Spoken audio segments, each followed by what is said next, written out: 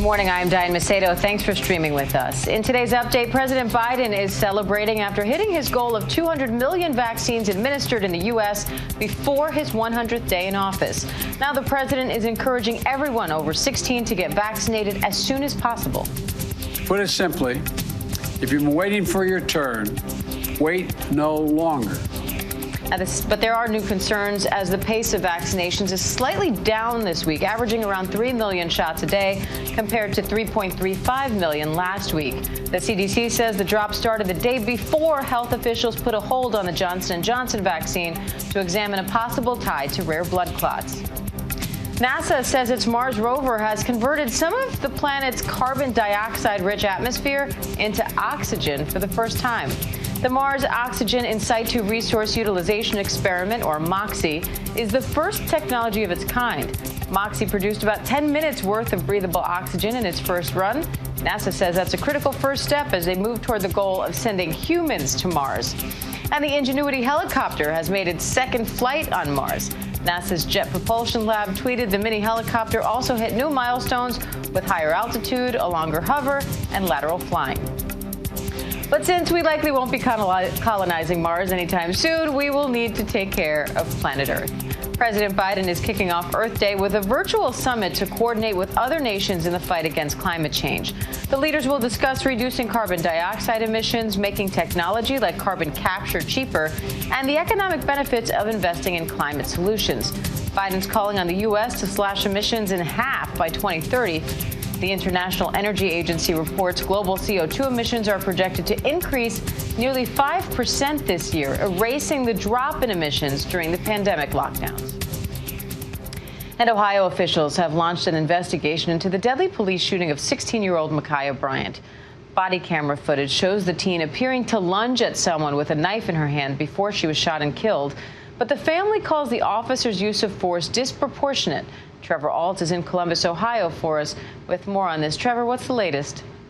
Good morning, Diane. Overnight, we saw more anguish, more outrage here in Columbus, Ohio, as a result of another fatal shooting at the hands of police. And because the city has made an unprecedented move to release body camera footage very early, we're getting a firsthand look at how this shooting happened. The shots were fired by Officer Nicholas Reardon. He was responding to a 911 call of an attempted stabbing, and that shooting happens within 10 or 11 seconds of him getting on the scene. You can see from his body camera that there was an altercation. He arrived, and it appears to be that young girl, 16-year-old Ma'Khia Bryant, is wielding a knife and lunging at another young girl in the pink, and that's when Officer Reardon fires 4 shots. He hits Ma'Khia Bryant, and she later died at the hospital. And now an investigation is underway to determine whether Officer Reardon was justified in firing those shots, whether he violated the department policy or broke the law even. Because this is being handled by an outside agency, that independent investigation, the interim chief of police here in Columbus can't comment specifically on this shooting, though he does say that according to department policy, when there is a deadly threat, officers are authorized to use their weapon. He says in circumstances like this, an officer could use a taser if they have the time and the space, but they are within their rights to use a weapon. Of course, that's something that that independent agency is going to be working to determine themselves. And we've heard, of course, with that body camera footage released early, with the 911 calls released, we know the city says they are committed to transparency. The mayor is promising accountability here, and this investigation by the separate agency might take weeks or months, but the city is saying they've had police-involved shootings before and happening just within the past few months. They are going to get to the bottom of what happened here and determine whether or not any policy was violated or any laws were broken in this fatal shooting of Ma'Khia Bryant. Diane? All right, Trevor Alt in Columbus for us. Thank you. And we're getting a look at the maximum security prison where former Minneapolis police officer Derek Chauvin is being held after being convicted of murdering George Floyd. Chauvin will be at that Minnesota facility until at least June, when he's sentenced. Meanwhile, a new federal investigation will examine whether the Minneapolis Police Department has a pattern of unlawful and unconstitutional practices. Last night on ABC News Prime, Lindsay Davis spoke with George Floyd's brother, Philonis, and the Floyd family's attorney, Ben Crump, about both the verdict and that new investigation. Philonise, I'd like to start with you. You've been kind of naming and claiming that there would be a conviction in this case from the beginning. What was it like in that actual moment when you heard it had come to fruition? As soon as they told us that I had to go in the courtroom, I went to that lonely section where there's only one seat, there's only one family member in the courtroom, and I started praying, hoping that the verdict come out the way I wanted it to come out. And 30 minutes later, the jury and the judge came out, and that's when I was really hoping, and all I heard was guilty, guilty, and guilty. And I was so happy. I wanted to jump up and down. It just felt like my brother always said, it felt like we won a championship. What does change going forward look like for you? Change is pushing the George Floyd Police and the George Floyd for Justice Policing Act. We need to push that because blood is on that bill. Breonna Taylor is on that bill with the no-knock warrant. She was an innocent person killed inside of her home. Eric Garner and my brother George Floyd, no chokehold law. That needs to be distinguished right now. We need to push this bill forward. Also, we need to end qualified immunity. This is devastating what's going on with police brutality these days. Every day you look up, it's like a never-ending cycle. It's somebody being killed every day. And unfortunately, I have to console Dante Wright's family, who was killed in Minneapolis, 10 miles from the courthouse that we were in there holding police officers accountable at. But I tell you what, they're getting stronger. The dad is getting stronger, the mom is getting stronger, and the auntie spoke out from the beginning. And I will continue to help people like her, that family, Pamela Turner's family, Ahmaud Arbery's family, Joshua Feast's family, others all over this world, Breonna Taylor, to get justice. And Mr. Crump, as Pierre Thomas just reported, the Justice Department has launched a so-called pattern or practice investigation into the Minneapolis Police Department. What can we learn from this probe that wasn't brought to light in the Derek Chauvin trial? Well, hopefully like the Ferguson investigation after the killing of Michael Brown, we learned that there was systemic racism and discrimination in the way the community was being policed. And we believe that this is a welcome investigation from DOJ because they're going to look at the implicit bias, which I think is the crux of the matter. Because when you think of George Floyd, his death was a direct result of over-policing of black people. It was a misdemeanor allegation of a fraudulent $20 bill. They could have given him a ticket. They did not have to try to arrest him. But with his marginalized minorities, especially black people, it seems to be the police engage in the most excessive use of force. The same thing with Dante Wright. It was a traffic citation. They could have given him a ticket, but yet she felt she had to tase him when there was no need to do it. It was a misdemeanor. And the same thing with the lieutenant in Virginia who they pulled over. The fact that this was a man who was risking his life to protect our liberty and democracy, but yet they treated him with no humanity when they pepper sprayed him multiple times in the face. And that is why we need DOJ to get to the crux of the matter and see if there's a pattern of implicit bias. Philonise, last question to you. So many people have said, had it not been for this video, we may not have come to the same conclusion that was reached yesterday. Any words that you would like to say to Darnella Frazier, who shot the videotape? I would like to tell her it's not nothing that I can say to you to explain how much I can thank you. But I can tell you that God had her in a place at the right time to do her job. That what she was called here for, to make sure that she can change this world. Just like George's daughter said, my dad is going to change the world. It was people he put in place to help do that.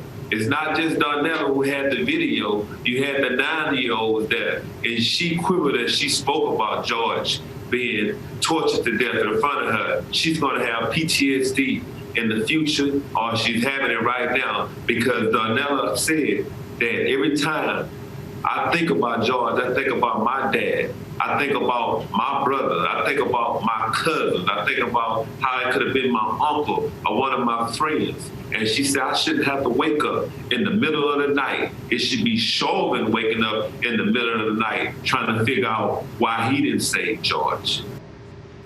Our thanks to Lindsay Davis, Ben Crump, and Phalonis Floyd for that interview. And on this Earth Day, we're taking a closer look at the Great Lakes. Together, they make up over 20% of fresh water on the planet. And in the past few years, water levels have gone from their lowest numbers on record to their highest. We'll look at what that's doing to the environment, why it's happening, and the effort to turn things around. Stay with us.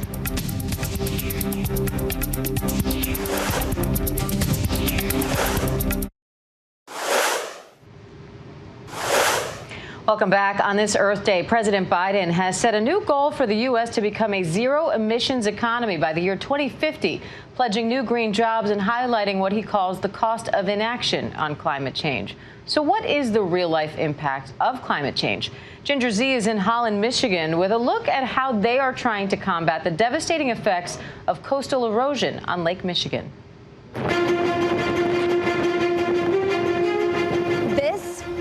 Is not the ocean. This is Lake Michigan, one of the 5 Great Lakes. The 5 massive lakes straddle the U.S.-Canada border. In them, more than 20% of all the fresh water on the planet. And in the past year, they've seen the highest water levels ever recorded. And now, increasingly violent storms are pushing that high water against the shoreline, eroding it, sending homes crashing into the water. You just hold your breath when you feel and hear the winds start to rattle the windows, and you go, here it comes. In the last 18 months, this gorgeous lake has been torturing the people that live here. The highest water levels in more than 100 years of records. It has families like the Grays that live in this house behind me, literally living on the edge, concerned with each storm that their home will go down. It just collapsed. And it keeps collapsing. Oh, absolutely.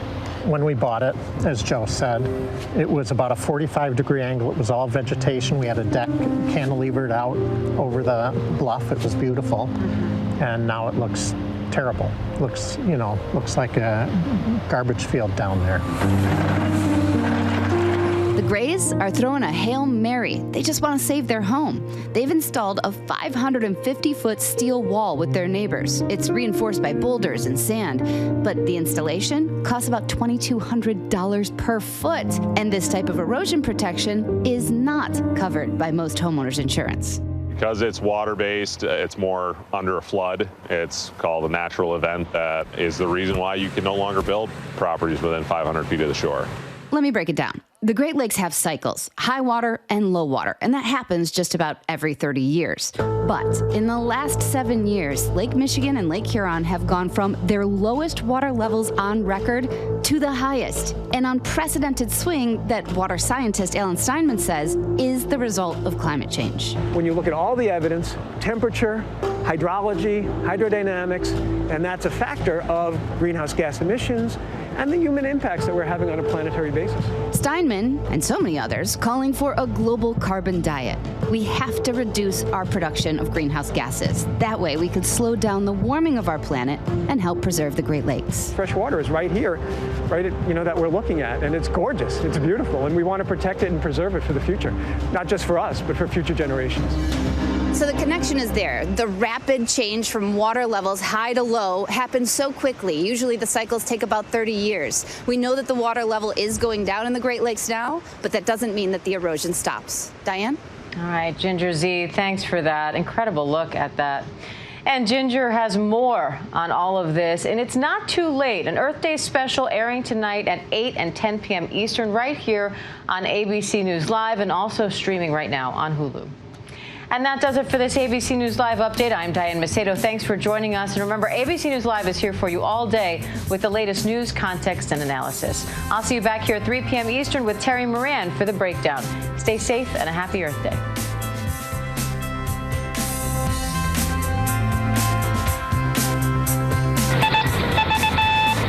ABC News presents Earth Day, an SOS for survival.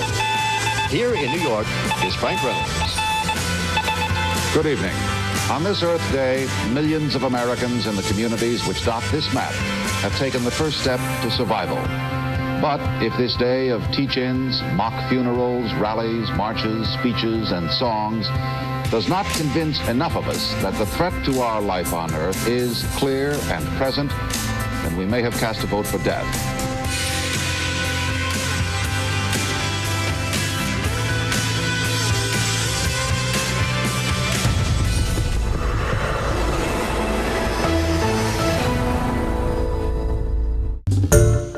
Hi everyone, George Stephanopoulos here. Thanks for checking out the ABC News YouTube channel. If you'd like to get more videos, show highlights, and watch live event coverage, click on the right over here to subscribe to our channel, and don't forget to download the ABC News app for breaking news alerts. Thanks for watching.